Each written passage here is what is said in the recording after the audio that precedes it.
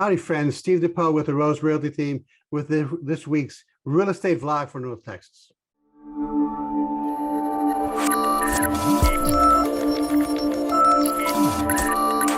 Before we get started, we ask you to go to YouTube and subscribe to our YouTube channel, Let's Do Real Estate Texas. There's no charge, but you will be alerted to updates and changes to our series Spotlight on Community, Focus on Small Business, and of course, our weekly real estate updates on North Texas.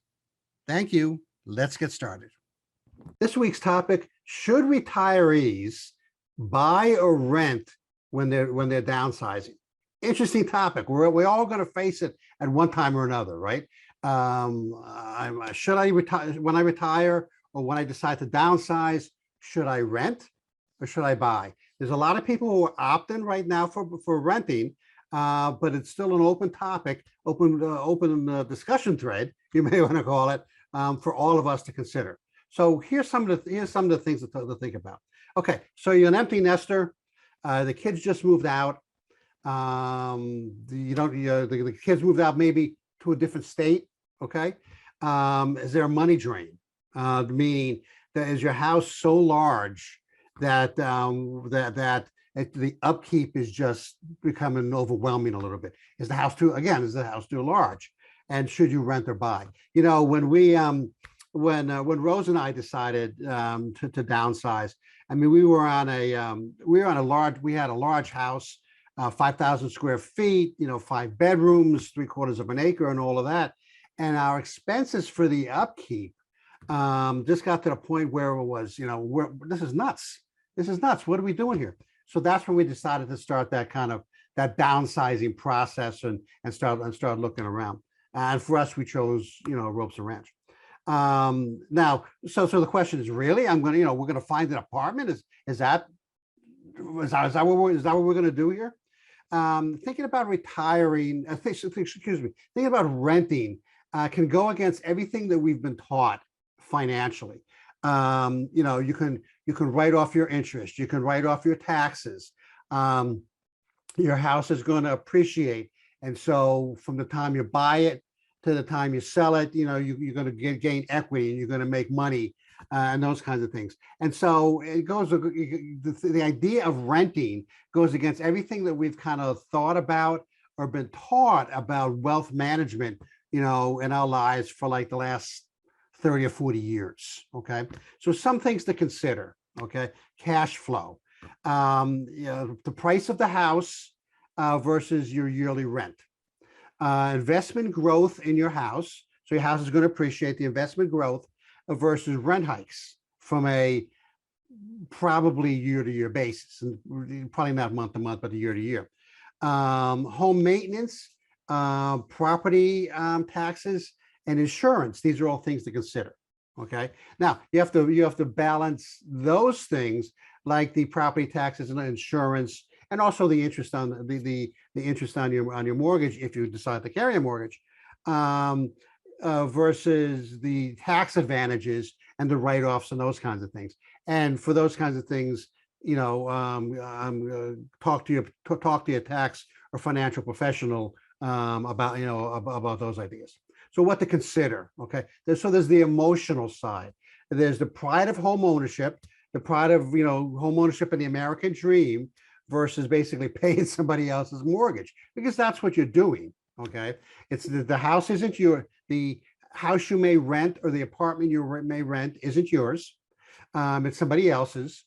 So if you want to tear down this wall or put up this picture, or, swap out the fixtures in the bathroom, can't really do it. It's not your house, but it could end up being, again, you have to do the math. It could end up being cheaper in the long run. Other things to consider: are you close to family? What's your lifestyle going to be like? Do you want to travel? What's the appreciation for homes in your area, and how old are you? Okay, look, if you're in your late 50s or early 60s, you still got 20, 30, 40 good years left to go. Hey, you can do those you can do those yard maintenance and those house honeydew lists and those kinds of things.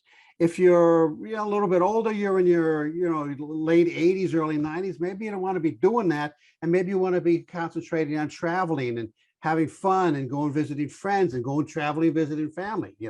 How close is your family? Okay, I personally know dozens of people who moved to this location from other parts of the country to be closer to family.